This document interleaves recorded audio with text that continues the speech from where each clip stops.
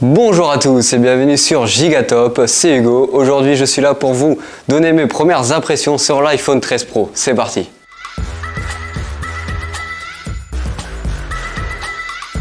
Je vous avais fait au préalable des vidéos sur la chaîne Gigatop sur les rumeurs et sur la présentation de ceux-ci quand ils ont été annoncés par Apple. Aujourd'hui on est là pour voir si j'avais bon sur toute la route et si ça vaut réellement le coup de les acheter au premier abord.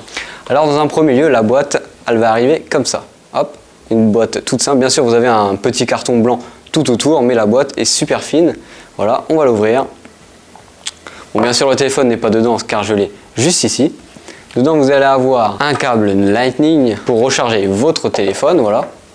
Parce que bien sûr il n'y a pas de chargeur comme d'habitude. Et voilà, on va parler de la bête en question, de celui-ci. Alors pour ma part j'ai la version bleu mat. Je ne connais pas le nom exact de la couleur, mais au premier abord ça fait gris bleu mat. Donc c'est assez sympa. Alors là je vais vous faire un des plans pour que vous puissiez voir le design de celui-ci plus rapproché, voilà. Alors moi, pour les nouveaux qui viennent sur ma chaîne et qui découvrent Gigatop, moi je suis un possesseur d'un Fold 3, je n'ai jamais eu possédé de téléphone de chez Apple. Au premier abord, je suis surpris franchement, je trouve que le téléphone est super bien fini. Il est d'une finition, on a de l'alu tout autour du téléphone, assez sympa et ça donne un côté assez premium. L'appareil photo à l'arrière est plutôt bien fini, les capteurs normalement ils sont censés être plus gros, voilà. Ici on va essayer de voir l'épaisseur, voilà, comme ça vous vous rendez compte de l'épaisseur par rapport à mon doigt par exemple, hein. Hop. Mais le téléphone est assez gros dans les mains, voilà. Juste en bas vous avez tout ce qui est haut-parleur et entrée pour charger votre téléphone, parce que c'est toujours bien de charger son téléphone, même si on n'a pas de chargeur. Alors normalement Apple est censé avoir réduit l'encoche de celle-ci, voilà, celle-ci est censée être réduite par rapport aux anciens designs, par exemple des iPhone 11 ou des iPhone 12. Dans mes mains j'ai un iPhone 11, on va comparer ça tout de suite par rapport à la taille de l'encoche, voilà, hop, on va allumer les deux, comme ça elle va mieux se démarquer. On voit que l'encoche est beaucoup plus petite sur l'iPhone 13 Pro, voilà.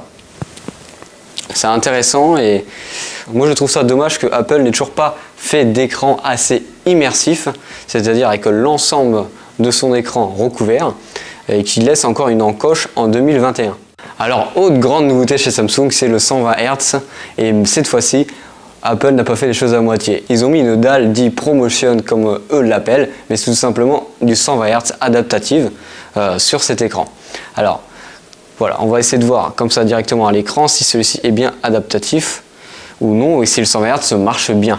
Alors pour vous expliquer ce que c'est l'adaptative ou le ProMotion comme eux l'appellent, c'est tout simplement, vous êtes en jeu, vous allez avoir du 120 Hz constant, vous êtes en train de regarder une vidéo, vous allez avoir du 60 Hz et si vous lisez un article, vous allez avoir du 10 Hz. En gros le Hz, on va dire, on va résumer ça très facilement, c'est le nombre d'images que vous allez avoir à l'écran. Alors j'ai en ma possession un Fold 3 comme je vous l'ai dit qui possède la même dalle approximativement et qui dispose de la même technologie. On va essayer de comparer ça entre deux téléphones de 120 Hz parce que l'iPhone 11 que j'ai ici ne le dispose pas. Alors juste ici j'ai deux écrans de deux constructeurs différents, Samsung et Apple. Bon, bien sûr la dalle de chez Apple est fournie par Samsung, donc en vrai c'est un test inutile, mais on va essayer de voir. Voilà, par exemple ici c'est le 120 Hz de chez Samsung et ici c'est le 120 Hz de chez Apple. Alors moi je suis très heureux qu'enfin Apple ait mis du 120 Hz dans leur téléphone. Ça peut me pousser à aller chez eux parce que j'avais l'impression qu'ils étaient largement en retard par rapport à tous les confrères de chez Android. Alors pour en finir sur ces premières impressions sur ce téléphone de chez Apple, je suis extrêmement surpris comme je vous l'ai dit. C'est un téléphone très large, hein, c'est d'une taille d'écran assez bien. Pour comparer par exemple à un Fold 3, voilà, on voit qu'il est un peu moins haut, donc en taille il est beaucoup plus petit et donc beaucoup plus compact à rentrer dans sa poche tout simplement. Et j'en suis agréablement surpris et franchement j'irai peut-être chez Apple un jour s'il continue sur cette lancée là et qu'il rattrape les concurrents Android. Pour ma part, j'espère que cette vidéo vous aura plu. Une vidéo test arrive dans la semaine, bien sûr sur celui-ci, et je te dis bisous.